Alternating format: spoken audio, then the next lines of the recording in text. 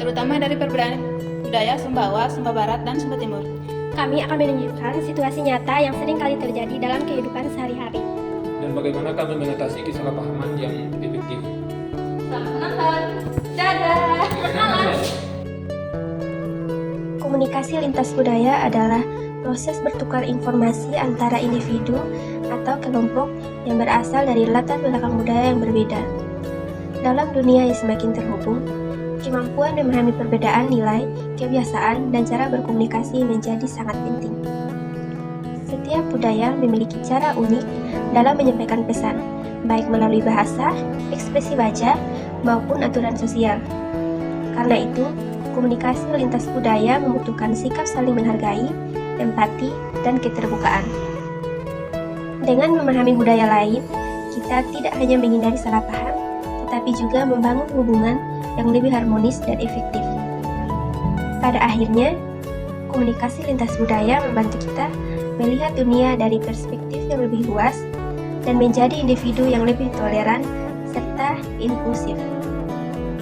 Pada video ini, kami akan memaparkan sebuah studi kasus mengenai dinamika komunikasi lintas budaya yang terjadi di antara 5 mahasiswa yang sedang melaksanakan tugas kelompok. Kelima mahasiswa tersebut berasal dari 2 latar budaya yang berbeda, yaitu dari Sumbawa serta Sumba Timur dan Sumba Barat. Perbedaan daerah asal ini memunculkan variasi gaya komunikasi yang mempengaruhi jalannya diskusi kelompok. Dalam kelompok kami, setiap mahasiswa datang dari latar budaya yang berbeda, baik dari Sumbawa, Sumba Timur, maupun Sumba Barat. Perbedaan ini membuat cara kami berkomunikasi juga tidak sama.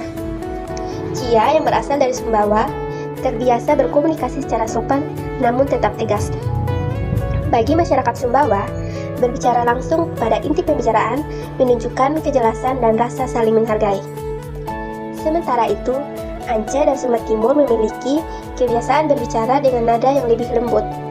Di budaya Sumba Timur, menolak sesuatu secara halus dipandang sebagai bentuk menjaga sopan santun. Dari Sumba Barat, ada isi yang berkomunikasi dengan cara lebih ekspresif. Gerakan tangan dan perubahan nada suara adalah hal wajar di daerahnya. Karena itu membantu menyampaikan maksud dengan lebih jelas. Indri, yang juga dari Sumba Barat, menunjukkan perhatian dalam komunikasi dengan sering mengangguk. Kebiasaan ini menandakan bahwa ia mendengarkan dan menghargai pembicaraan lawan bicaranya. Lalu ada Nathan yang cenderung tegas dan cepat mengambil keputusan. Bagi Nathan, efisiensi dalam komunikasi itu penting agar tidak terjadi kesalahpahaman. Dari kelima cara komunikasi ini, kita bisa melihat bahwa satu daerah saja bisa memiliki variasi gaya bicara yang beragam. Perbedaan ini bukan untuk dipertentangkan, tetapi justru menjadi kekayaan yang memperkaya interaksi kami sebagai mahasiswa rantau di Pulau Bali. Oke teman-teman, kayaknya kita harus bagi tugas sekarang deh. Soalnya waktu kita kayaknya udah gak banyak. Boleh, tapi mungkin kita diskusi dulu pelan-pelan supaya sama jelas. Ya kayaknya langsung bagi tugas saja biar lebih cepat. Iya, tapi harus jelas dulu apa sih artinya. Jangan langsung bagi tugas saja. Iya betul, supaya tidak ada lagi yang salah paham.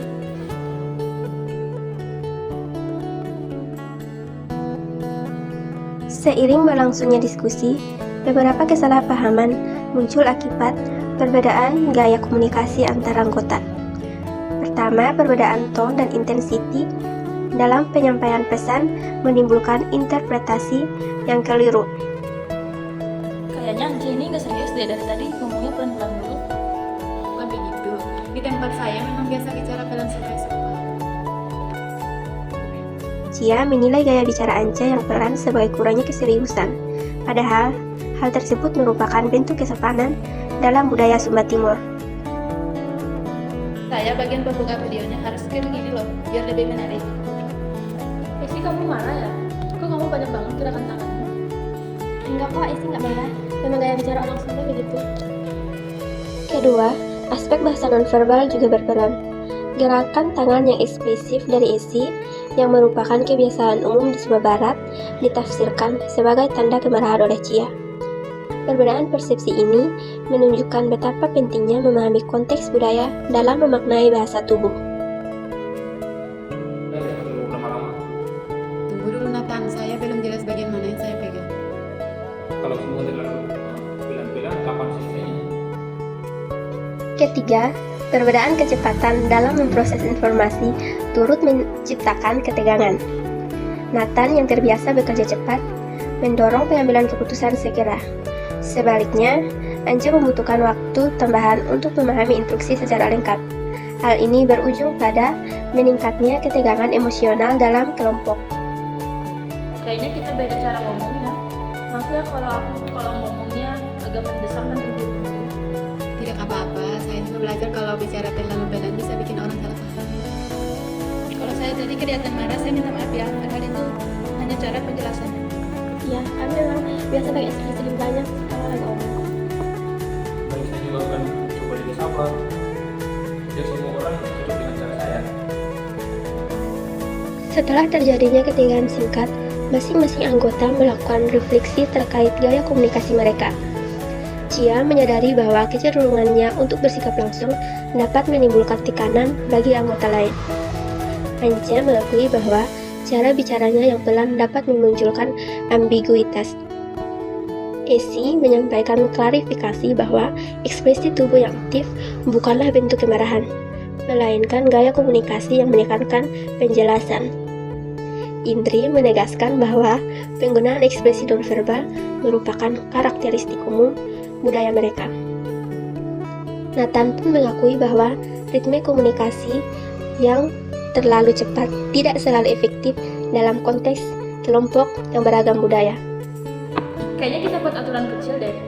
Ngomong tidak terburu-buru, tapi jelas. Dan kalau tidak mengerti, langsung bilang supaya tidak salah. Setiap orang diberi kesempatan bicara tanpa dipotong. Ya, kita tentukan waktu diskusi dan waktu keputusan biar seimbang. Sekarang saya rasa kita bisa ke perbedaan juga. Sebagai bentuk upaya peningkatan efektivitas komunikasi kelompok, kelima mahasiswa tersebut menyepakati beberapa strategi kolaboratif. Strategi tersebut meliputi penggunaan kecepatan bicara yang lebih moderat, penyampaian ketidaktahuan atau ketidakjelasan secara langsung, pemberian kesempatan berbicara secara bergiliran tanpa interupsi, pembagian waktu antara diskusi dan pengambilan keputusan secara seimbang, serta peningkatan kesabaran dalam menanggapi perbedaan ritme komunikasi. Implementasi strategi-strategi tersebut memungkinkan kelompok mencapai kondisi kerja yang lebih harmonis dan produktif. Perbedaan budaya tidak lagi menjadi penghambat, tetapi justru menjadi sumber pembelajaran bersama. Dari perbedaan budaya kami belajar bahwa komunikasi itu sangat penting. Budaya bangsa yang berbeda, berarti salah, tapi harus dipahami. Ekspresi dan bahasa tubuh juga bisa menimbulkan kesalahpahaman. Tapi dengan saling menghargai, perbedaan bisa menjadi kekuatan. Perbedaan itu menyatukan, bukan memisahkan. Selamat menonton. Dari kasus ini menunjukkan bahwa komunikasi lintas budaya bukan sekedar bertukar kata, tetapi memahami nilai, norma, dan kebiasaan dari setiap individu. Ketika perbedaan dihargai, proses kolaborasi menjadi lebih kuat dan lebih kaya makna.